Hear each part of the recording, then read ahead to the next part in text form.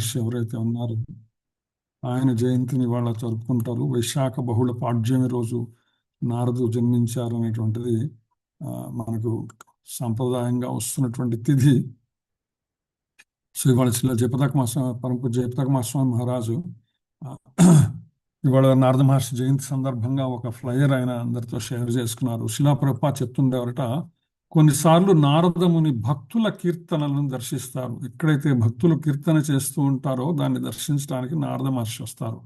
వారు రథయాత్రలో నితాయ గౌరంగుల నృత్యం చేయడాన్ని కూడా చూశారని శిలాప్రభుపాల్ వారు చెప్పారని పరమ పూజ్యులైనటువంటి జయపతాక స్వామి మహారాజ్ మనకు తెలియజేశారు ఈ రోజున. దీన్ని బట్టి నారద మహర్షి హరి సంకీర్తన చేసే చోట స్వయంగా వచ్చి తన అలౌకిక అనుభూతి చెందుతారని స్పష్టమవుతున్నది అనే అంశాన్ని మనకి చెప్పారన్నమాట.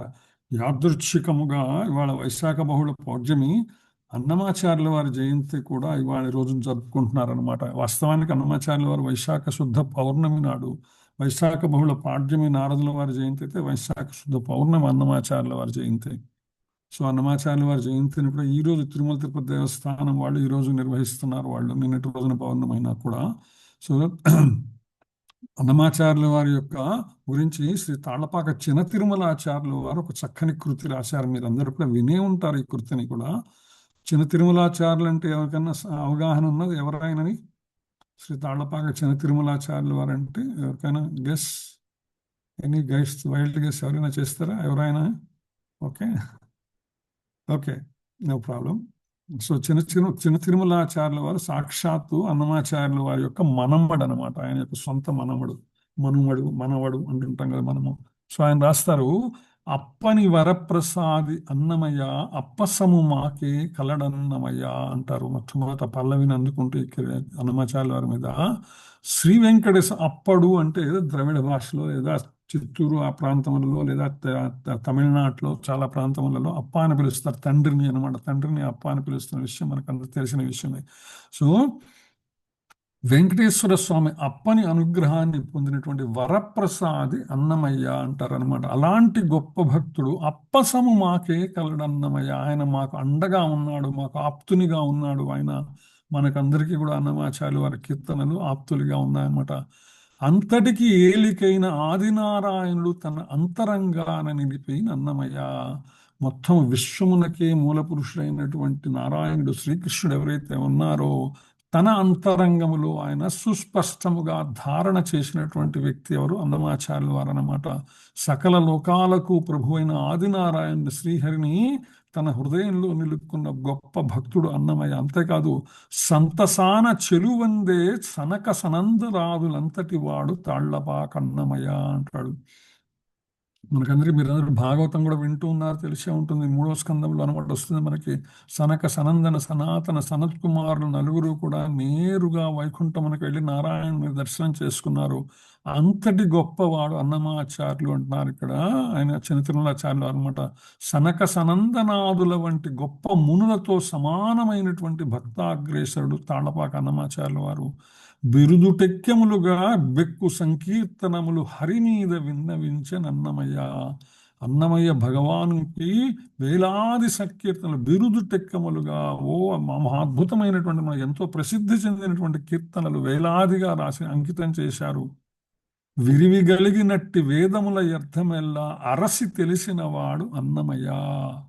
అంతేకాదు అన్నమాచార్యుల వారి కీర్తన మనం అనేక సందర్భములలో భాగవతంలో కానీ భగవద్గీత చెప్పుకున్నప్పుడు కానీ అనేక సందర్భముల్లో ఆధ్యాత్మిక తత్వ విషయములు ప్రత్యేకించి శ్రీకృష్ణ శరణాగతి, హరిశరణాగతి గురించి మనం మాట్లాడుకున్న అనేక సందర్భములు అన్నమాచార్య వాళ్ళ కీర్తనలు ప్రస్తావన చేసుకున్నాం మనం.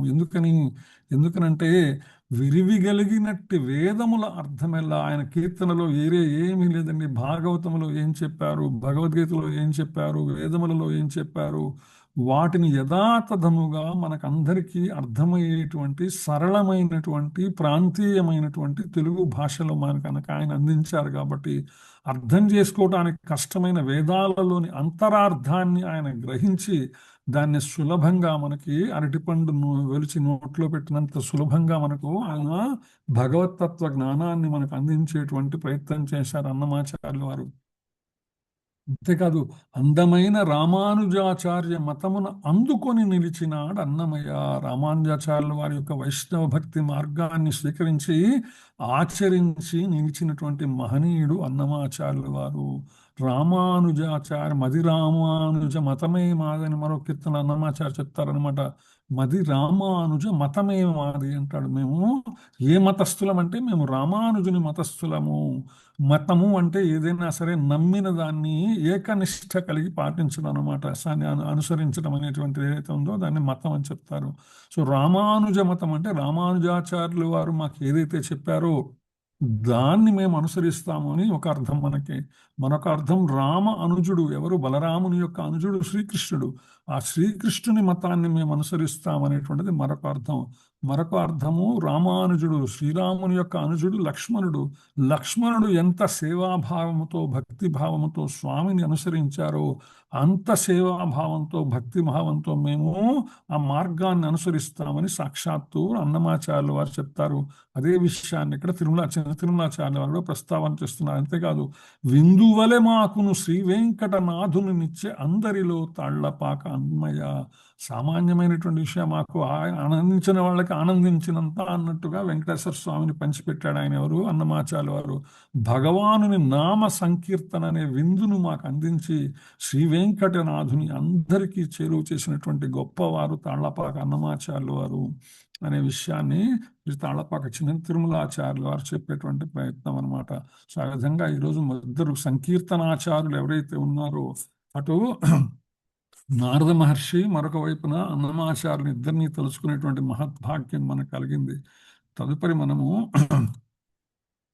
ఒక విశేషమైనటువంటి ప్రయత్నం చేశాము మొన్న మధ్య మా యొక్క కమ్యూనిటీలో అనమాట. దీనికి మూలం యాక్చువల్గా పోయిన గత నెలలో గౌరంగ దర్శన ప్రభు ఎవరైతే ఉన్నారో గౌరంగ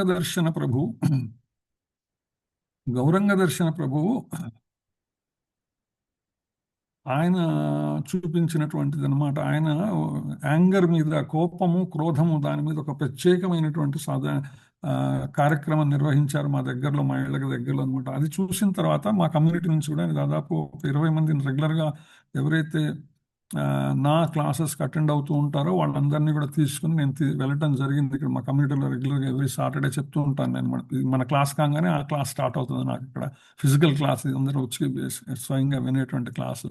సో అందులో వచ్చే వాళ్ళందరూ కూడా గౌరంగ దర్శన్ ప్రభు క్లాస్కి వచ్చారు.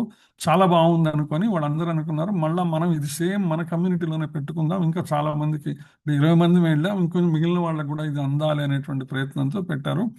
దాదాపు ఒక 50 మంది దాకా కమ్యూనిటీలో అటెండ్ అయినటువంటి పోయిన శనివారం కరెక్ట్గా. అందుకనే పోయిన శనివారం నేను క్లాస్ చెప్పలేకపోయినాను. సో ఆ ఏర్పాట్లు అన్నీ ఉండి దానికి సంబంధించి అనమాట. సో ఫస్ట్ టైము మన శిలా ప్రభుపాద వారి విషయాలని, జ్ఞానాన్ని అందరితో అంత ఎక్కువ మందితో పంచుకునేటువంటి అవకాశం రావటం నాకు అందుకని కొంచెం ఆ ఏర్పాట్లన్నీ చేస్తూ రాలేకపోయింది అనమాట.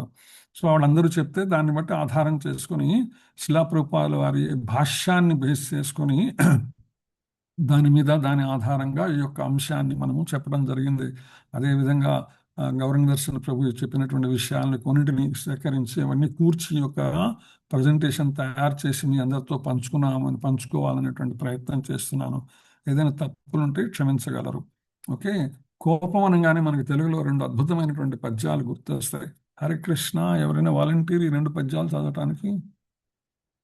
హరే కృష్ణ. చైత్రరుణ. హరే కృష్ణ మాత. చదవండి మాత. జై శ్రీ మాతాజీ. హరే కృష్ణ గురుజీ. ధన్యవాదాలు. కోపమునను ఘనత కొంచెమైపోవును, కోపమును మిగుల కోడుగలుగు, కోపముడి జనేవి కోర్కెలు నీడేరు, విశ్వదాభిరామ వినురవేమ. కోపం వలన గొప్పతనము నశించుటే కాక దుఃఖము కలుగుతుంది. కోపమును తగ్గించుకున్నప్పుడే కోరికలు ఫలించును. బద్దెన పద్యం. తన కోపమే తన శత్రువు, తన శాంతమే తనకు రక్ష దయ చుట్టంబౌ, తన సంతోషమే స్వర్గము, తన దుఃఖమే నరకమండ్రు సధ్యము సుమతి. తనకు ఉన్న కోపమే తనకు హాని చేసే శత్రువు, తనలో ఉన్న శాంత గుణమే తనకు రక్షగా ఉంటుంది. ఇతరుల దుఃఖాన్ని పోగొట్టడానికి తాను చేసే పనే తనకు బంధువు, చుట్టం. తనకు ఉండే సంతృప్తే స్వర్గం అంటే సంతోషాన్ని కలిగించే చోటుతో సమానం. తనకు ఉన్న బాధే దుఃఖాలను, ఇబ్బందులను కలిగించే స్థానమని విజ్ఞులు చెప్తూ ఉంటారు. Hare Krishna. Thank you Hare Prabhuji. Krishna. Realme ఎవరు మాతాజీ? రియల్మీ అని ఉన్నది, ఎవరిదో చేయెత్తారు, హ్యాండ్ రైస్ చేసి ఉన్నది. హరే కృష్ణ ప్రభుజీ. మాత చదవండి మాతాజీ ప్లీజ్. మళ్ళీ పద్యాలు చదవమంటారా? చదవండి మాతాజీ. వేమన పద్యము. కోపమున ఘనత కొంచెమైపోవును, కోపమును మిగుల గోడు గలుగు, కోపమడచనే గోర్కెలు నీడేరు, విశ్వదాభిరామ వినురవేమ. కోపము వలన గొప్పతనం నశించటమే కాక దుఃఖము కలుగుతుంది. కోపమును తగ్గించుకున్నప్పుడే కోరికలు ఫలించును. బద్దెన పద్యము. తన కోపమే తన శత్రువు, తన శాంతమే తనకు రక్ష, దయ చుట్టంబౌ, తన సంతోషమే స్వర్గము, తన దుఃఖమే నరకమండ్రు తథ్యము సుమతి. తనకు ఉన్న కోపమే తనకు హాని చేసే శత్రువు, తనలో ఉన్న శాంత గుణమే తనకు రక్షగా ఉంటుంది. ఇతరుల దుఃఖాన్ని పోగొట్టడానికి తాను చేసే పనే తనకు బంధువు చుట్టము. తనకు ఉండే సంతృప్తి స్వర్గం అంటే సంతోషాన్ని కలిగించే చోటుతో సమానం. తనకు ఉన్న బాధే దుఃఖాలను ఇబ్బందులను కలిగించే స్థానమని విజ్ఞులు చెబుతూ ఉంటారు. హరే కృష్ణ ప్రభు. హరే కృష్ణ. థ్యాంక్ యూ మాతాజీ. సో ఇంక కోపం గురించి అంత అద్భుతంగా వేమన గారు బద్దెన గారు ఇద్దరు చెప్పిన తర్వాత మనం ఇంక చెప్పుకోవాల్సింది ఏమి ఉండదు సహజంగా. కానీ ఏంటంటే శిలాప్రభుపాల వారి భాష్యం ఏదైతే ఉందో ఆ మ్యాజిక్ చేస్తుంది అనమాట. సో దానికి వెళ్లే ముందు కొంచెం ఈ కోపాన్ని వెనక ఉండేటువంటి సైన్స్ని కూడా అర్థం చేసుకునేటువంటి ప్రయత్నం చేద్దాం అనేటువంటి సంకల్పం. ఈ పైన మీకు ఒక బొమ్మలు కనిపిస్తున్నాయి కదా, మీ స్క్రీన్ మీద కనిపిస్తుంటాయి. ఈ బొమ్మలు ఏంటి, ఎవరైనా గెస్ చేయగలరా? పరిచయం ఉన్నవాడు ఎవరైనా? హరే కృష్ణ. ఏంటి ఇమేజెస్, నేను బొమ్మలు ఏంటి ఇవన్నీ ఎవరికైనా ఐడియా ఉందా? హరే కృష్ణ, హరే కృష్ణ. ఓకే, ఇవి ఫొటోస్, వాస్తవానికి ఒక కెమెరాతో తీసినటువంటి ఫొటోస్ అనమాట. ఏంటి ఈ ఫోటోలు ఇట్లా వచ్చినాయి అనేటువంటి ఆలోచన ఎవరికన్నా ఉంటే దానికోసం చెప్తున్నాం అన్నమాట. ఎందుకంటే వీటిని థర్మల్ ఇమేజింగ్ అంటారు. థర్మల్ ఇమేజింగ్ అంటే మామూలుగా మనమైతే కెమెరాస్తో ఫొటోస్ తీసుకుంటుంటామో అలాగే థర్మల్ ఇమేజింగ్ కెమెరాస్ అని ఒక ప్రత్యేకమైనటువంటి కెమెరాలు ఉంటాయన్నమాట. వాటితో ఏం చేస్తాను, వేడి అంటే థర్మల్ అంటే వేడి కానీ చల్లదనం కానీ ఏది ఎక్కడ ఎలా ఉన్నది, శరీరంలో ఎలా ఉంటుంది అనే దానికోసము ఆ కెమెరాతో ఫోటో తీసినప్పుడు ఇట్లా ఉంటుంది అనమాట. ఏంటంటే దీనికి ఇక్కడ ఫస్ట్ ఇమేజ్ ఏదైతే కనిపిస్తున్నదో ఇది ఆరోగ్యంగా ఉన్నటువంటి మగవారి యొక్క శరీరం ఎట్లా ఉంటుందంటే వారి శరీరంలో ఉండేటువంటి వేడి ఏ విధంగా ప్రసారమై ఉంటుంది శరీరం అంతా అనే విషయాన్ని చెప్తుంది. అలాగే అనారోగ్యంతో ఉండేటువంటి అంటే ఒక రకమైనటువంటి మెటబాలిక్ సిండ్రోమ్ అంటారు అనమాట. అంటే బలహీనమైనటువంటి జీవరసాయన ప్రక్రియ, శరీరములో ఉండేటువంటి అనేక గ్రంథులు, వాటి నుంచి వచ్చేటువంటి రసాయనాలు అవి బలహీనంగా ఉంటే అది ఏ విధంగా ఉంటుంది అనే విషయాన్ని చూపించేటువంటి ఇమేజ్ అనమాట. ఆరోగ్యంగా అయినటువంటి వాళ్ళు ఇలా ఉంటే, అనారోగ్యంగా మెటబాలిక్ సిండ్రోమ్ ఉన్న వాడు ఇలా ఉంటారు మగవాళ్ళు. ఈ పక్కన ఉన్నటువంటి రెండు ఇమేజ్లు కూడా ఆరోగ్యంగా ఉన్నటువంటి స్త్రీ యొక్క చిత్రం ఇది. అలాగే ఈ పక్కన ఉన్నటువంటిది మెటబాలిక్ సిండ్రోమ్ ఉన్నటువంటి స్త్రీ యొక్క శరీరం ఇదనమాట, శరీరము. వాటికి తీసినటువంటి ఫొటోస్ అవన్నమాట. సో ఎందుకంటే ఇది ఎందుకు చెప్తానంటే, ఎప్పుడైతే శరీరంలో జీవరసాయన ప్రక్రియ బలహీనంగా ఉంటుందో దానికి అనుగుణంగా ఊబకాయం, ఒళ్ళు విపరీతమైనటువంటి శరీరము పెరగటము, రక్తపోటు, మధుమేహము, ట్రైగ్లిజరాయిడ్స్, లో హెచ్డిఎల్ కొలెస్ట్రాల్, ఇవన్నీ ఆ వ్యక్తిలో అనారోగ్య కారకం అవుతాయన్నమాట. దీనికి కారణం ఏంటంటే, ఇటువంటి శరీరమైనటువంటి స్థితికి కారణము నిశ్చలమైనటువంటి జీవన విధానం, ఎక్కువ శ్రమ లేనటువంటి, ఎక్కువ శరీర కష్టము లేనటువంటి జీవన విధానం ఏదైతే ఉంటుందో అదనమాట కారణము.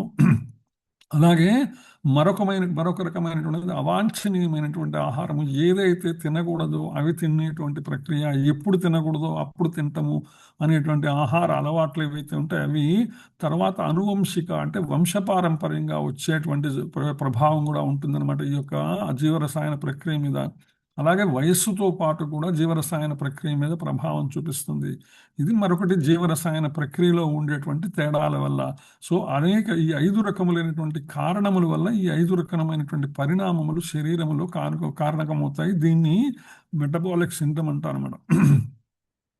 ఈ 5 రకాలైనటువంటి కారణములకు మూలకం ఏంటంటే, 5 రకాలైన మూలకాలు ఉన్నాయి. అవి శారీరక, మానసిక, వాచక, కార్మిక, ఇంద్రియ. అంటే శరీరంతో చేసేటువంటి కర్మలు ఏవైతే ఉన్నాయో అవి, మానసికమైనటువంటి ఆలోచనలు, వాటి యొక్క ప్రభావము, నోటితో చేసేటువంటి ఆహారము కానీ మాట్లాడేటువంటి కానీ వాటి యొక్క ప్రభావము, శరీరంతో కష్టపడి చేసేటువంటి, అలాగే ఇంద్రియముల ద్వారా చేసేటువంటి ఇవన్నీ కూడా ఈ యొక్క 5 రకములైనటువంటి కారణములకు పరిణామాలుగా పరిణమిస్తాయి. ఇటువంటి శరీర వ్యవస్థలో మార్పులు వస్తాయన్నమాట.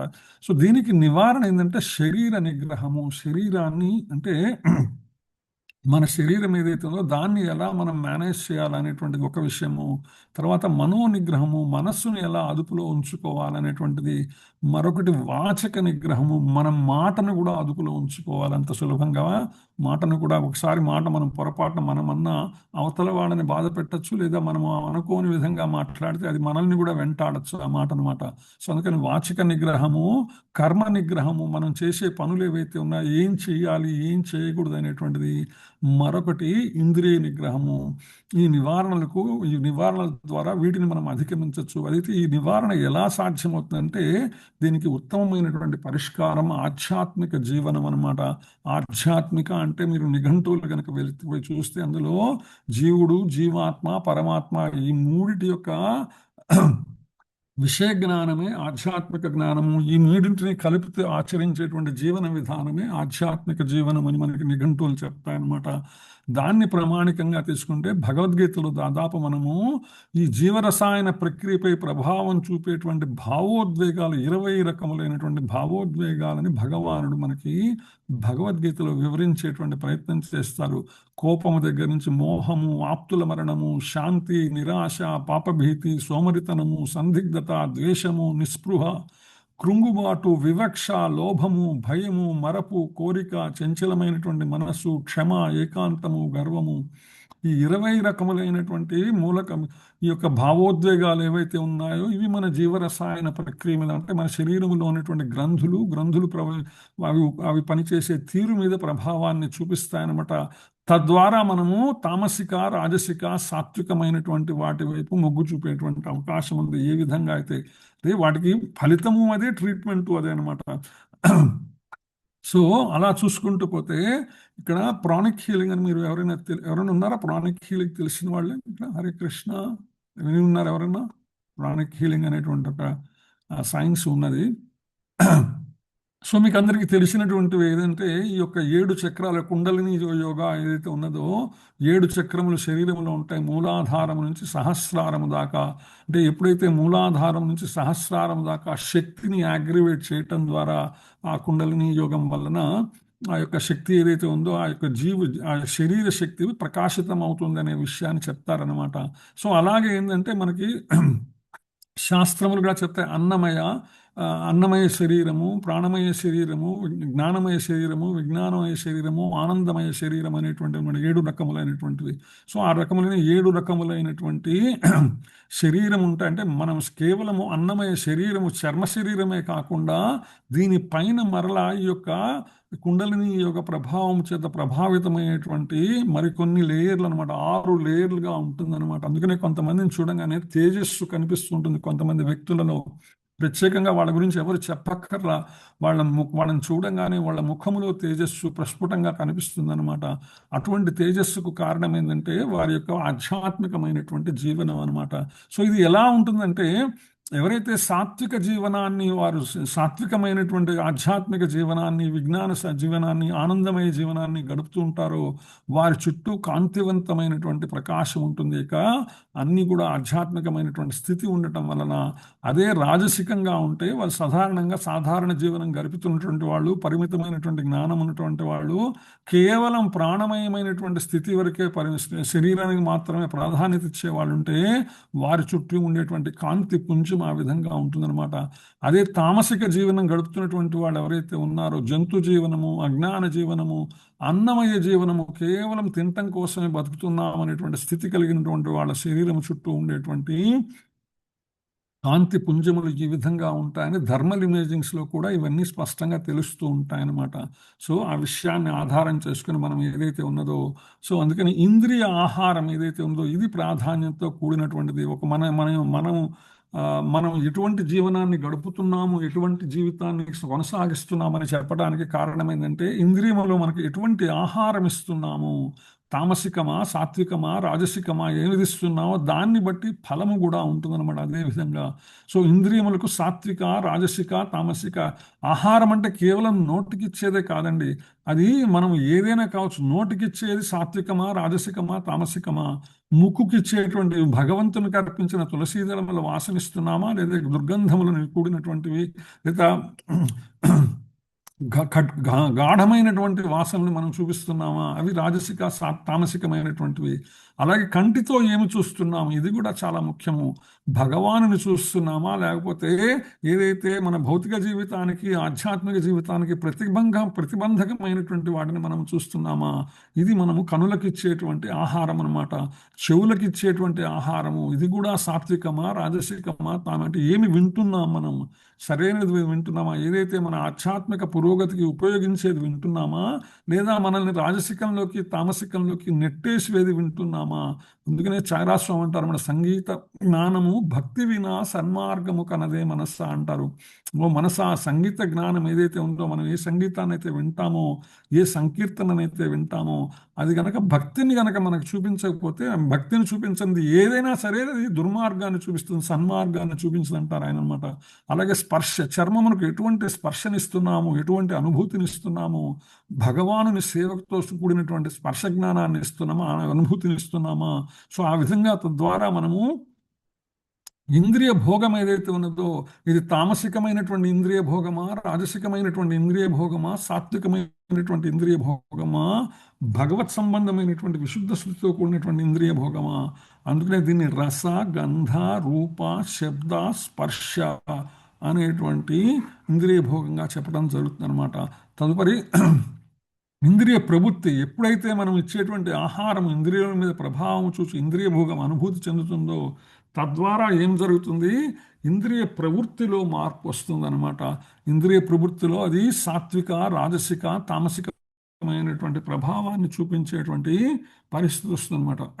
సో అది సాత్వికమైతే శాంతముగా, రాజసికమైతే క్రోధముతో కూడినటువంటి, తామసికమైతే మూర్ఘముగా ఉండేటువంటి స్థితి. సో ఇది ఎలా సాధ్యం, ఇంద్రియ నిగ్రహం ఎలా సాధ్యం అంటే 5S అని చెప్తుంటాం అనమాట. 5 Sలు అనమాట. ఏంటంటే స్థిరమైనటువంటి బుద్ధి ఫస్ట్ ఇంపార్టెంట్ అయినటువంటిది, తర్వాత 2 సత్సాంగత్యము, 3వది సాత్విక ఆహారము, 4వది సాధనా భక్తి, 5వది శరణాగతి. ఈ యొక్క 5 అంశములను ఎప్పుడైతే మనము తీసుకున్నామో, వాటిని అనుసరించామో, తదనుగుణంగా మనము ఉత్తమమైనటువంటి జీవితాన్ని, ఆధ్యాత్మిక జీవితాన్ని కొనసాగించడం ద్వారా క్రోధము లేదా కోపము వీటిని అధిగమించవచ్చు అనే విషయాన్ని మనకి అర్థమవుతుంది అనమాట. సో మొత్తం మీద క్రోధం గురించి వచ్చినటువంటి అంశంలో భగవానుడు భగవద్గీతలో దాదాపు 8 శ్లోకములలో ఈ క్రోధము లేదా కోపము గురించి ప్రస్తావన చేస్తారు. అది 2వ అధ్యాయంలోని 56వ శ్లోకము, 62వ శ్లోకము, 63వ శ్లోకము, 5వ అధ్యాయంలోని 26వ శ్లోకము, 16లోని 1, 2, 3 శ్లోకములు, 16లో ఉన్నటువంటి 21వ శ్లోకము, ఇవన్నిటికీ కూడా చెప్పుకుంటూ వస్తామట. కానీ దీని ద్వారా ఆయన ఏం చెప్తారంటే, కోపానికి కారణములు ఏవైతే మనము అంచనాలు పెట్టుకుంటామో, ఆ అంచనాలు తీరకపోతే అది కోపం వస్తుంది. ఏదైతే మానసికమైనటువంటి కల్పనలు మనము చేసుకుంటామో, అవి మనం చూడలేకపోతే కోపం వస్తుంది. ఏదైతే భౌతిక విషయముల మీద మనం ఆసక్తి పెరుగుతుందో, వాటి గురించి ఆలోచిస్తూ ఉంటామో, అవి తీరవో, ఆటోమేటిక్గా కోప కారణమవుతుంది. భౌతిక విషయాల ముందు మనకు ఉండేటువంటి వ్యామోహము, వ్యసనము ఏదైతే ఉన్నదో, లేదా బలవంతముగా ఇంద్రియములను అణచివేసేటువంటిది, లేదా ఇంద్రియములకు భోగము కలగనప్పుడు ఏదైతే ఉన్నదో, ఇటువంటి సందర్భములలో కోపం వస్తుంది. కోరికలతో కూడినటువంటి కర్మలు, ఇంద్రియముల యొక్క వేగము, భౌతికమైనటువంటి కష్టాలు, కోరికలు, స్వార్థము, అవాంఛనీయ ప్రవర్తన, విఫలమైనటువంటి కోరికలు, ఇవన్నీ కూడా కోపకారకాలు అనేటువంటి విషయాన్ని భగవానుడు మనకు స్పష్టం చేస్తారు. భగవానుడే కాదు, శిలాప్రభుపాదుల వారి భాష్యం కూడా మనకు అదే చాలా వివరంగా శిలాప్రభుపాదులు చెప్పే ప్రయత్నం చేస్తారనమాట. సో ద్వారా ఏమవుతుందంటే, మానసికమైనటువంటి అస్థిరత, మానసికమైనటువంటి కలత కలుగుతుంది, మనోచాంచల్యం కలుగుతుంది, ఆధ్యాత్మికతకు దూరం అవుతాం, సంసార బంధనంలో చిక్కుకుంటాం, జ్ఞానభ్రంశాన్ని పొందుతాం, జ్ఞానం కోల్పోతాం, దేహ మాలిన్యం కలుగుతుంది, మానసిక మాలిన్యం కలుగుతుంది, ఆత్మ వినాశనం అవుతుంది, దుర్గుణకారకంగా అవుతుంది, నరకానికి కూడా హేతు అవుతుంది అన్నమాట. పరిణామాలు అంత తీవ్రంగా ఉంటాయి ఈ క్రోధం వల్ల. మరి దీనిని ఎలా మనం అధిగమించవచ్చు అంటే దానికి భగవానుడు శిలాప్రపాద వారి భాష్యంలోనే మనకు దాని నివారణలు కూడా చెప్తారనమాట. సర్వం ఏదైతే ఉన్నదో మనము ఏది చేసినా కూడా కృష్ణ సేవగా ఎప్పుడైతే స్వీకరిస్తామో, ఎప్పుడైతే భగవానుని పైన స్థిరమైన బుద్ధి ఉంటుందో, ఎప్పుడైతే శ్రీకృష్ణ శరణాగతి చేస్తామో, ఎప్పుడైతే సాత్వికమైనటువంటి ఆహారాన్ని మనం స్వీకరిస్తామో, భగవానుని ప్రసాదాన్ని మాత్రమే స్వీకరిస్తామో, భగవత్ చింతన కలిగి ఉంటామో, నిరంతరమైనటువంటి సాధనా భక్తి, హరే కృష్ణ మహామంత్రము, 16 మాలల జపము, ఏకాదశి వ్రతము, ఇటువంటివి ఎప్పుడైతే చేస్తామో తద్వారా భగవానునిపై అచంచలమైనటువంటి విశ్వాసం, ఇందాక చెప్పాను ఏకనిష్ట, అనన్యమైనటువంటి చింతన భగవాను మీద కలిగి ఉంటాము. అంతేకాదు సత్సాంగత్యము, సాధు సాంగత్యము, శాస్త్ర సాంగత్యము, వీటన్నిటి ద్వారా కూడా మనము కోపమును అధిగమించగలము అనే విషయాన్ని సాక్షాత్తు భగవానుడు మనకి భగవద్గీతలో చెప్తారు. ఆయా శ్లోకములకు శిలాప్రభుపాలు వారిచ్చిన భాష్యములో కూడా మనకి ఈ యొక్క ప్రతి శ్లోకములో కూడా కారణములు, పరిణామములు, నివారణలు మనకి స్పష్టంగా అర్థమయ్యేటువంటి పరిస్థితి మనకు కనిపిస్తుంది అనమాట.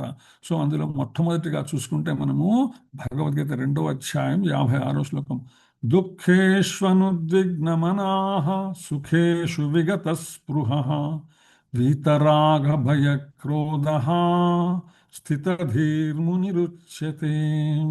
హరే కృష్ణ. సరోజిని మాత చదువుతారా శ్లోకం?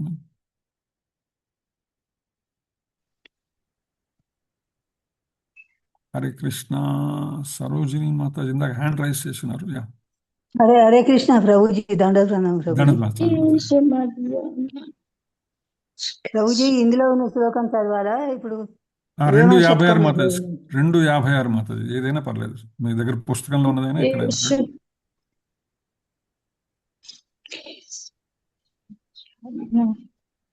మన సుఖేషు మాతాజీ హరే కృష్ణ. దుఃఖేషు అనుద్విగ్నం.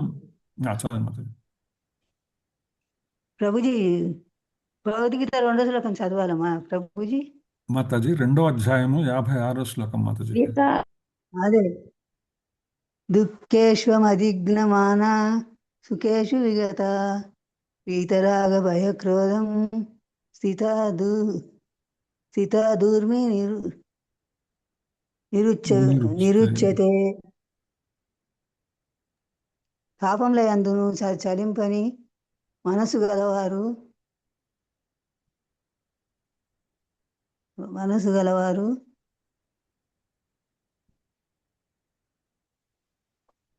మాతాజీ కనపడకపోతే ఇబ్బంది పడుతుంది మాతాజీ, ప్లీజ్. ఓకే. మనసు సుఖము కలిగినప్పుడు ఉప్పొంగని వారును, రాగము భయము క్రోధముల నుండి విడిపడిన వాడు అగు మనుజుడు స్థిరమైన మనస్సు గల ముని అని చెప్పబడును. హరే కృష్ణ ప్రభు. హరే కృష్ణ. థ్యాంక్స్ మాతాజీ. లీలారాణి మాత చదువుతారా? పర్లేదు మాతాజీ. లీలారాణి మాతాజీ మీరు చదువుతారా? చదువుతాను ప్రభుజీ. హరే కృష్ణ ప్రభుజీ. సేమ్ శ్లోక చదవమంటారా ప్రభుజీ? సేమ్ మాతాజీ. ఓకే ప్రభుజీ. దుఃఖేష్వనుద్విగ్నమనాః సుఖేషు విగత స్పృహః వీతరాగ భయ క్రోధః స్థితధీర్మునిరుచ్యతే. త్రివిధ తాపములందను చలింపని మనస్సు కలవాడు, సుఖము కలిగినప్పుడు ఉప్పొంగని వాడును, రాగము భయము క్రోధముల నుండి విడిబడిన వాడును అగు మనుజుడు స్థిరమైన మనస్సు గల ముని అని చెప్పబడును. హరే కృష్ణ. హరే కృష్ణ. థ్యాంక్ యూ మాతాజీ. సీతా మహాలక్ష్మి మాతాజీ. హరే కృష్ణ ప్రభు. హరే కృష్ణ. భగవద్గీత 2.56. దుఃఖేష్వనుద్విగ్నమనాః సుఖేషు విగత స్పృహః వీతరాగ భయక్రోధః స్థితధీర్మునిరుచ్యతే. త్రివిధ తాపములందును చెలింపని మనస్సు గలవాడు, సుఖము కలిగినప్పుడు ఉప్పొంగని వాడును, రాగము భయము క్రోధముల నుండి విడివడిన వాడు నగు మనుజుడు స్థిరమైన మనస్సు గల ముని అని చెప్పబడు. థ్యాంక్ యూ ప్రభుజీ. హరే కృష్ణ. థ్యాంక్ యూ మాతాజీ. సో హరే కృష్ణ. దుఃఖేష్వనుద్విగ్నమనాః సుఖేషు విగత స్పృహః వీతరాగ భయక్రోధః స్థితధీర్మునిరుచ్యతే.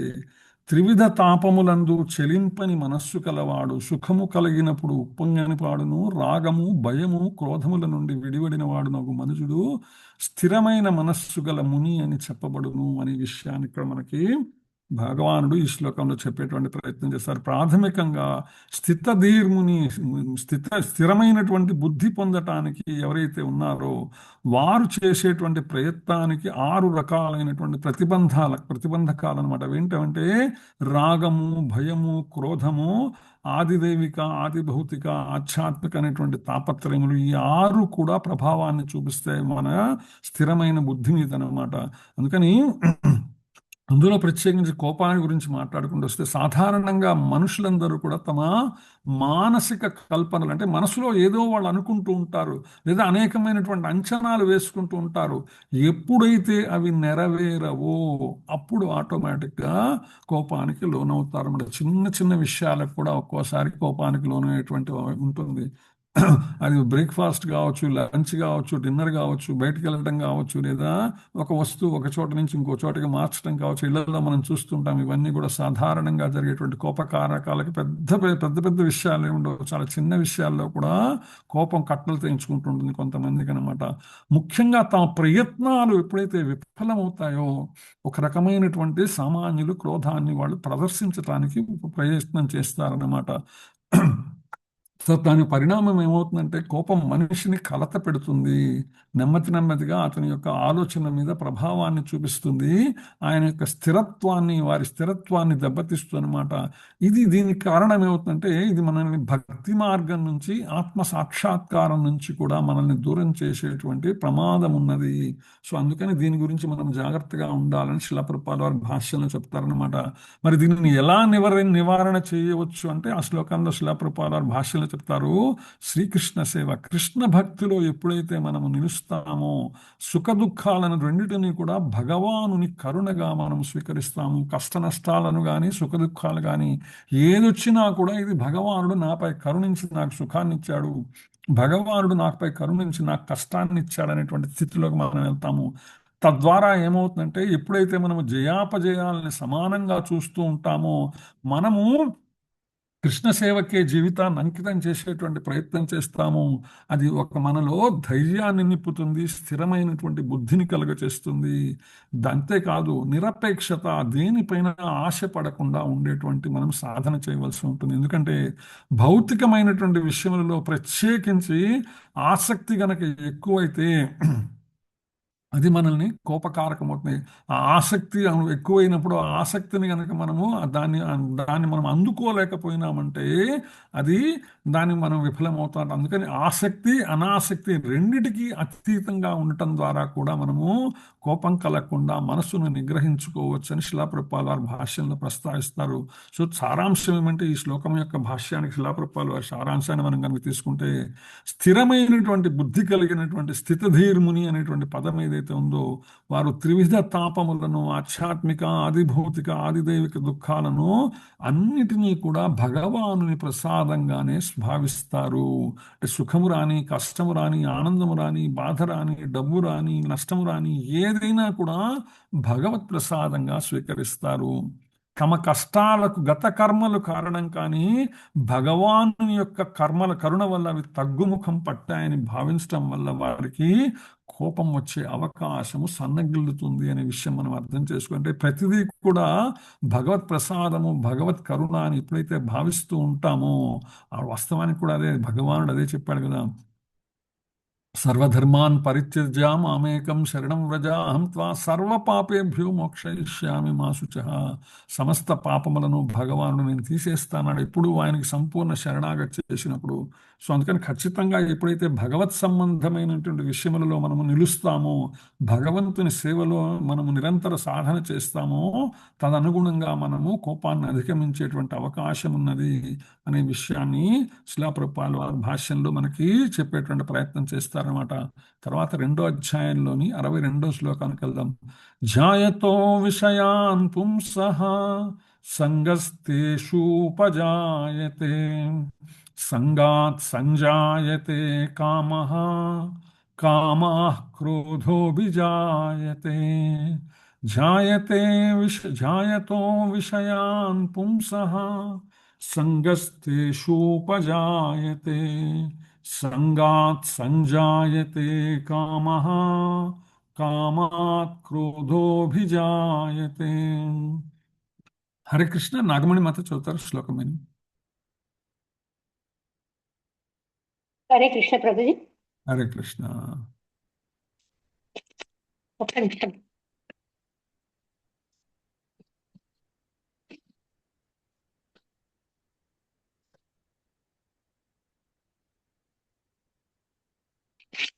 హరే కృష్ణ. ప్రణాం ప్రభుజీ. వినోద్ మాతాజీ. ధ్యాయతో విషయాన్ పుంసః సంగస్తేషూపజాయతే సంగాత్ సంజాయతే కామః కామాత్ క్రోధోభిజాయతే. ఇంద్రియ తృప్తిని కలిగించు వానిని ధ్యానం చేసేటప్పుడు వాటిపై మానవునికి ఆసక్తి కలుగుతుంది. ఆ ఆసక్తి నుంచి కామం వృద్ధి చెంది కామం నుంచి క్రోధం ఉద్భవిస్తుంది. హరే కృష్ణ. హరే కృష్ణ. లక్ష్మీ మాతాజీ. హరే కృష్ణ ప్రభుజీ. ప్రణామం. హరే కృష్ణ. హరే కృష్ణ. ధ్యాయతో విషయాన్ పుంసః సంగస్తేషు పజాయతే సాంగ సాంజయతే కామః కామః క్రోధభిజాయతే. Translation purport by Srila Prabhupada. జై శ్రీకృష్ణ. ఇంద్రియ తృప్తిని కలిగించు వానిని ధ్యానం చేసేటప్పుడు వాటిపై మానవునికి ఆసక్తి కలుగుతుంది. ఆ ఆసక్తి నుంచి కామం వృద్ధి చెంది కామం నుంచి క్రోధం ఉద్భవిస్తుంది. హరే కృష్ణ. హరే కృష్ణ.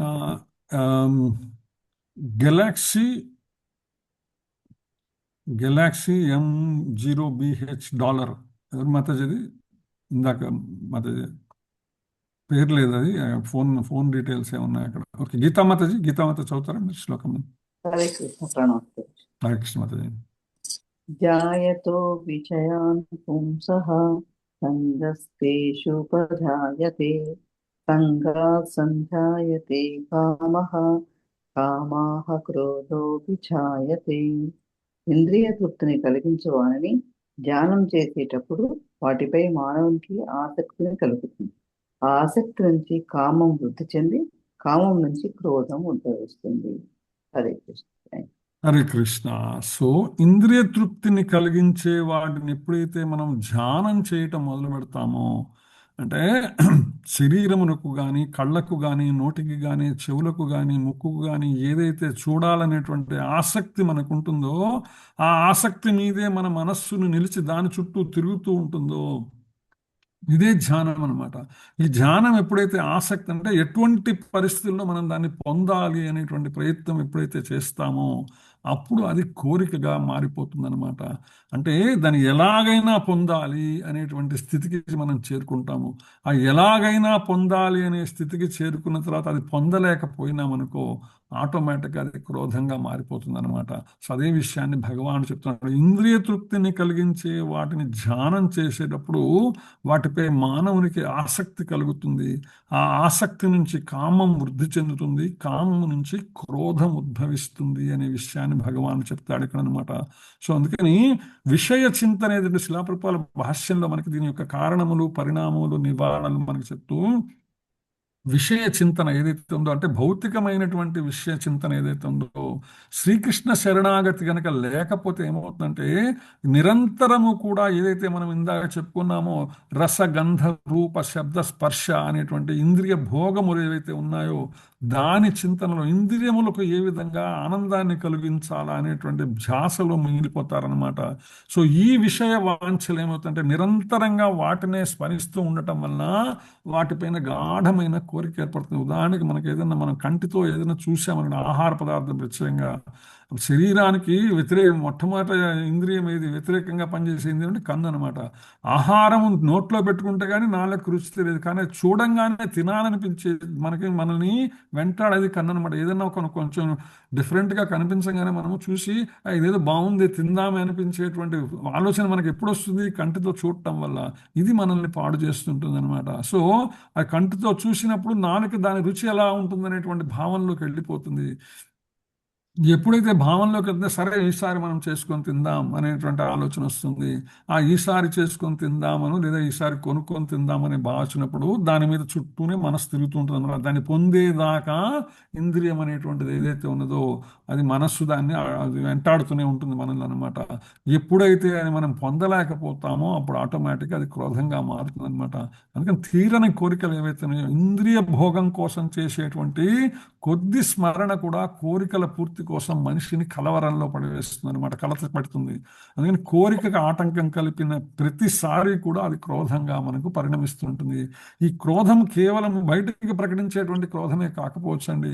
ఒక్కోసారి ఆ కోపం ఏదైతే ఉన్నదో అది మనలో కూడా మండుతున్నటువంటి అగ్ని జ్వాలలాగా నిరంతరము మనల్ని వెంటాడుతూనే ఉంటుంది. బయటికి కక్కాలేక మింగాలేక అంటుంటాం మనం కొన్నిసార్లు అనమాట. ఒక పదం వాడుతుంటాం తెలుగులో, ఒక సామెతలాగా. సో అది మనం బయటికి చెప్పేటువంటి స్థితి ఉండదు, మా వాచికంగా నోటితో చెప్పే పరిస్థితి ఉండదు, కానీ దాన్ని మనం జీర్ణించుకోలేని స్థితిలో ఉంటాము. కోపం ఆ విధంగా కూడా ఒక్కొక్కసారి ప్రకటన అవుతూ ఉంటుంది అనమాట. దీని ద్వారా ఏమవుతుందంటే మనోచాంచల్యం, ఎంతటి శక్తివంతులైనా కూడా ఇంద్రియ తృప్తి వల్ల మనస్సు చెలించి కార్యదక్షతని వాళ్ళు తప్పుతారనమాట. తద్వారా అంతిమ వైఫల్యం కలుగుతుంది. ఎందుకంటే ఇంద్రియాలను కృత్రిమంగా అణచివేయాలని చూస్తే గనక అంతిమంగా విఫలమవుతారు. మనకి విశ్వామిత్రుడు చక్కని ఉదాహరణ శిలాప్రపాద్ భాషను చెప్తారనమాట. ఎంతో తపస్సు చేసినప్పుడు కూడా ఇంద్రియములను అణచివేసేటువంటి ప్రయత్నం చేశారు, కానీ ఇంద్రియములను భగవదర్పితం చేసేటువంటి ప్రయత్నం చేయలేదు. తద్వారా ఏమైంది, ఒకానొక సందర్భంలో ఆ దేవుడు స్వర్గం నుంచి వచ్చిన మేనకకు ఆయన మనస్సు చంచలంలో పడిపోయింది అనమాట. అందుకని ఎప్పుడైతే ఇంద్రియ భోగం వల్ల కోరిక వల్ల మనం చిక్కుకుంటామో మన సహజమైనటువంటి స్థితిని మర్చిపోతాము. ఏంటా సహజ భగవానుని మన సేవకులం అనే విషయాన్ని మర్చిపోతాము. దాని నుంచి మనము ఇంద్రియ సేవకులుగా మారిపోతాం అనమాట. తద్వారా ఏమవుతుంది, ఆధ్యాత్మిక పురోగతి మనకి దెబ్బతింటుందన్నమాట. సో అందుకనే శిలాప్రపాద భాషను చెప్తారు, శ్రీకృష్ణ శరణావతి, ఇంద్రియాలను బలవంతంగా ఆపకుండా వాటిని భగవానుని సేవలో నియోగించమని చెప్తారనమాట. మన ఇంద్రియములు కనులు కానీ, ముక్కు కానీ, నోరు కానీ, చేతులు కానీ, కాళ్ళు కానీ, ఏదైతే మనకు అంబరీష్ మహారాజు సవయమన కృష్ణ పదారవిందయోర్ వచాంసి వైకుంఠ గుణాను వర్ణనించబడు, సమస్తమైనటువంటి ఇంద్రియములను భగవంతుని సేవలో నియోగించడం వలన ఇంద్రియములకు దివ్యమైనటువంటి ఆధ్యాత్మికమైనటువంటి భగవత్ సంబంధమైనటువంటి ఆనందానుభూతి కలుగుతుందన్నమాట. శ్రీకృష్ణ సేవలో లభించేటువంటి ఆధ్యాత్మిక ఆనందం ఏదైతే ఉన్నదో ఇది భౌతికత మీద మనకు విముఖత కలిగించి క్రోధమయమైనటువంటి ఇంద్రియ భోగం నుంచి అధిగమించేటువంటి అవకాశం కలుగుతుంది. అంతేకాదు తద్వారా మనము అంతరంగ భక్తిని కూడా మనము సాధన చేయటం వల్ల దృఢమైనటువంటి, హరే కృష్ణ, ఎవరో మైక్ ఆన్ చేసి పెట్టున్నాం. ఎస్ మాతాజీ, నాగచంద్రిక మాతాజీ, నాగమణి మాతాజీ, మీరు మ్యూట్లో పెట్టండి. హరే కృష్ణ. సో దివ్యమైనటువంటి దివ్య రసాస్వాదన వల్ల ఇంద్రియములన్నీ కూడా భగవత్ సంబంధమైనటువంటి రసాస్వాదన వల్ల దివ్యమైనటువంటి ఆనందాన్ని పొందుతాయి. దృఢమైనటువంటి సేవాభావం, ఎప్పుడైతే భగవానుని సేవించాలనేటువంటి భావము సాధన దృఢపడుతుంటాయో ఇది నెమ్మదిగా మనల్ని మాయ నుంచి బయటపడేస్తాయి అన్నమాట. తద్వారా మనకు ఈ యొక్క భౌతికమైనటువంటి విషయముల ద్వారా కలిగేటువంటి కామము, క్రోధము, మోహము నుంచి సులభంగా బయటపడతాము. ఇదే విషయాన్ని భగవానుడు కూడా చెప్తాడు కదా భగవద్గీతలో. ఎప్పుడైతే ఈ మాయ నుంచి బయటపడాలంటే భగవానుని శరణాగతి ఒక్కటే మార్గం అన్నమాట. సో అందుకని దైవీ హేషాం గుణమయీ మమ మాయా దురత్యయ మామే వైశ్యసి ప్రపద్యంతే మాయామితాం తరంతితే అని భగవాను స్పష్టం చేస్తాడు ఆ శ్లోకంలో. సో అది చెప్పుకుంటూ తర్వాత శ్లోకంలోకి వెళ్దాం. క్రోధాద్భవతి సమ్మోహః సమ్మోహాత్ స్మృతి విభ్రమః స్మృతిభ్రంశాత్ బుద్ధినాశో బుద్ధినాశాత్ ప్రణశ్యతి. క్రోధాద్భవతి సమ్మోహః సమ్మోహాత్ స్మృతి విభ్రమః స్మృతిభ్రంశాత్ బుద్ధినాశో బుద్ధినాశాత్ ప్రణశ్యతి. హరే కృష్ణ. యశోద మాతాజీ, యశోద వనపర్తి మత చదువుతారా శ్లోకం? హరే కృష్ణ. దండత్ మాతాజీ. క్రోధాద్భవతి సమ్మోహాత్ స్మృతి విభ్రమః స్మృతిభ్రంశాత్ బుద్ధినాశో బుద్ధినాశాత్ ప్రణశ్యతి. క్రోధం వలన అధిక మోహం కలిగి మోహం వలన జ్ఞాపక శక్తి భ్రమకు గురి అవుతుంది. భ్రమకు లోబడిన జ్ఞాపక శక్తి వలన బుద్ధి నాశనం అవుతుంది. బుద్ధి నశించిన మానవుడు తిరిగి సంసార చక్రంలో పడిపోవు. Hare Krishna. Hare thank Krishna. Thank you మాతాజీ. దివ్య గోలోకి శ్రీ మాతాజీ. హరే కృష్ణ. దివ్య గోలోకేశ్వరి మాతాజీ. ఎస్. ఓకే, రాజమల్లి ప్రభు చదువుతారా?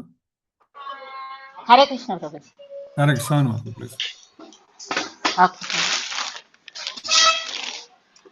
క్రోధాత్ భవతి సమ్మోహః, సమ్మోహాత్ స్మృతి విభ్రమః, స్మృతిభ్రంశాత్ బుద్ధినాశో, బుద్ధినాశాత్ ప్రణశ్యతి. అనువాదం బై శ్రీల ప్రభుపాద. క్రోధం వలన అధిక మోహం కలిగి మోహం వలన జ్ఞాపక శక్తి భ్రమకు గురి అవుతుంది. భ్రమకు లోబడిన జ్ఞాపక శక్తి వలన బుద్ధి నాశనం అవుతుంది. బుద్ధి నశించిన మానవుడు తిరిగి సంసార చక్రంలో పడిపోవును. థ్యాంక్ యూ ప్రభు. హరే కృష్ణ. రాజమల్లి ప్రభు.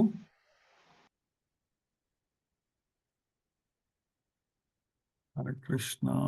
రాజమల్లి ప్రభు. హరే కృష్ణ. దండత్ ప్రణామ ప్రభు. దండత్ ప్రభు. చదవండి ప్రభు. క్రోధాద్ భవతి సమ్మోహ, సమ్మోహాత్ స్మృతి విభ్రమః, స్మృతి భ్రంశాత్ బుద్ధినాశో, బుద్ధినాశాత్ ప్రణశ్యతి. క్రోధం వలన అధిక మోహం కలిగి మోహం వలన జ్ఞాపక శక్తి భ్రమకు గురి అవుతుంది. భ్రమకు లోబడిన జ్ఞాపక శక్తి వలన బుద్ధి నాశనం అవుతుంది. బుద్ధి నశించిన మానవుడు తిరిగి సంసార చక్రంలో పడిపోవును. హరే కృష్ణ. థ్యాంక్ యూ ప్రభు. హరే కృష్ణ. సో ఇంద్రియ భోగం, కేవలం ఇంద్రియాలను సుఖపెట్టాలి అనేటువంటి భావన ఎక్కడ దాకా తీసుకెళ్తుందంటే అది క్రోధం దగ్గర ఆగిపోతే పర్వాలేదు. ఆ క్రోధం వలన అధిక మోహం కలుగుతుంది, మరింత వాటి మీద వ్యామోహం కలుగుతుంది. వ్యామోహం అంటుంటాం కదా మనం. సో మరింత వ్యామోహం కలుగుతుంది. మోహం వలన ఏమవుతుందంటే ఏది గుర్తుంచుకోవాలో అది తప్ప ఏని మీద మోహం కలిగిందో అది మాత్రమే గుర్తుండి మిగిలినవన్నీ కూడా మర్చిపోయేటువంటి జ్ఞాపక శక్తికి మనము భ్రమకు గురవుతుందన్నమాట. సో ఎప్పుడైతే మనము భ్రమకు లోనయ్యామో, ఆ జ్ఞాపక శక్తి భ్రమకు లోనైందో, తద్వారా మనకి బుద్ధి అంటే ఏది చేయాలి ఏది చేయకూడదు అనేటువంటి విచక్షణ జ్ఞానాన్ని మనం కోల్పోతాం అన్నమాట. ఆ విచక్షణ జ్ఞానాన్ని కోల్పోవటమే మనల్ని ఆధ్యాత్మికత నుంచి పూర్తిగా భ్రష్టు పట్టించి సంసార చక్రంలో పడేసేటువంటి విషయం అనమాట.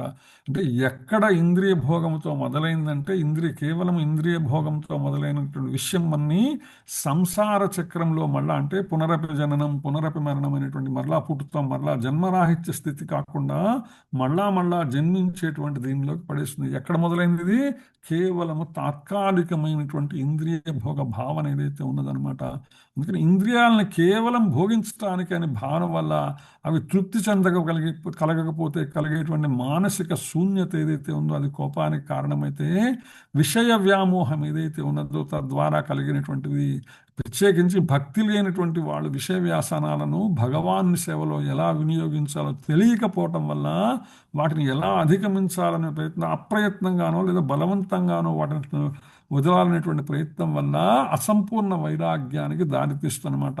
అది అణచివేత స్థితికి కారణమై తద్వారా పతనమయ్యేటువంటి అవకాశం ఉంటుంది. ఇది ప్రత్యేకించి భక్తి భావం లేకపోతే ఎప్పుడైతే భక్తి భావన ఉంటుందో, భగవానునిపై నమ్మకము విశ్వాసం ఉంటుందో, భగవానుని సేవలో ఇంద్రియములను మన భోగము కోసం కాక భగవానుని సేవలో ఇంద్రియములను వినియోగిస్తామో, తద్వారా ఇంద్రియములకు ఉన్నతమైనటువంటి దివ్య రసాస్వాదన వలన భౌతికమైనటువంటి వ్యామోహము తగ్గి భగవత్ చింతన పెరుగుతుంది. క్రోధము తనంతట తానే అది ముగిసిపోతుంది అన్నమాట. సో అందుకని ఎప్పుడైతే భక్తి లేనటువంటిది ఏదైతే ఉందో అటువంటి వైరాగ్యాన్ని శిలాప్రభుపాద భాష్యంలో ఫల్గు వైరాగ్యం అని చెప్తారనమాట. ఇది ఆధ్యాత్మిక పతనానికి కారణమవుతుంది. ప్రత్యేకించి సత్సాంగత్యం గనక లేకపోతే ఒకవేళ మనం ముక్త స్థితికి చేరుకున్నా కూడా తిరిగి సంసార చక్రంలో పడిపోతారని శిలాప్రభుపాద భాష్యంలో చెప్తారు. సో అందుకని మనకి సత్సాంగత్యము, సాధు సాంగత్యము, శాస్త్ర సాంగత్యము ఎందుకు నిరంతరము మనం దానికి ప్రాధాన్యత ఇస్తామంటే కారణం అనమాట. తద్వారా మానసికమైనటువంటి అశాంతికి కూడా కారకం అవుతుంది.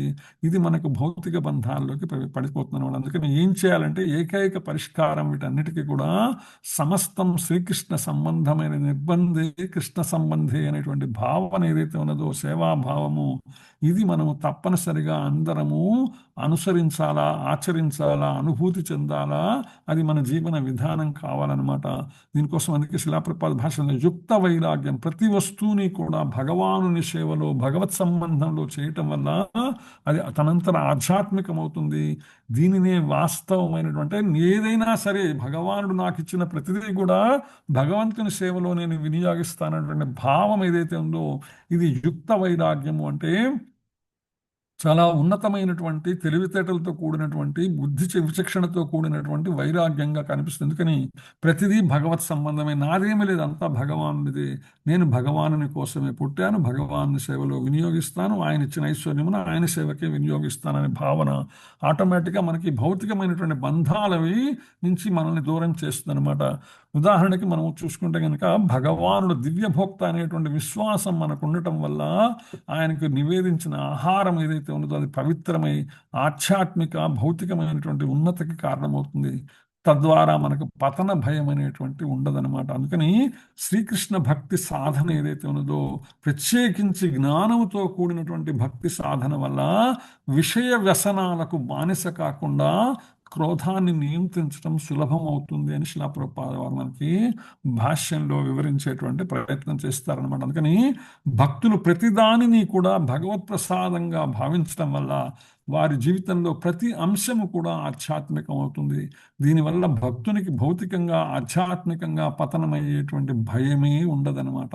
ఉదాహరణకి మనం కనుక చూస్తే ఆహారం ఏదైతే ఉందో అది భక్తితో చేరినప్పుడు ప్రసాదం అవుతుంది. ఆకలి ఏదైతే ఉందో భక్తితో చేరినప్పుడు ఉపవాసం అవుతుంది.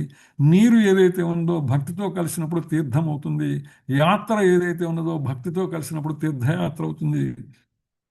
సంగీత సాహిత్యాలు ఏవైతే ఉన్నాయో భక్తితో కలిసినప్పుడు కీర్తన అవుతాయి. మన ఇల్లు ఏదైతే ఉందో ఇది భక్తిమయమైనప్పుడు దేవాలయంగా మారుతుంది. మన కర్మాచరణ ఏదైతే ఉన్నదో అది భక్తితో చేరినప్పుడు భక్తియుత సేవ అవుతున్నది. మనము మానవులు అయినప్పుడు భక్తి మనలో చేరినప్పుడు మనము భక్తులుగా మారుతాము. సో ఆ విధంగా ప్రతిదీ కూడా భగవంతుని శరణాగతి భావనతో ముడివేయటం వలన మన భగవంతుని సేవాభావనలో మనం నిలవటం వలన తదనుగుణంగా మనం ఇంద్రియ భోగం నుంచి అధిగమించి భగవంతుని సేవలో నియుక్తము కావటం ఉత్తమమైనటువంటి లక్ష్యం అనమాట. ఇంకా 2-3 శ్లోకాలు ఉన్నాయి, ఇంక సమయం లేదు. తదుపరి మనం తర్వాత క్లాసులో మీకు చెప్పేటువంటి ప్రయత్నం చేస్తాను. సో ఇప్పటిదాకా మనం చెప్పుకున్న విషయములపై ఏమైనా చెప్పేవి కానీ అడిగేవి కానీ ఉంటే అందరితో పంచుకునే ప్రయత్నం చేయగలరు. హరే కృష్ణ.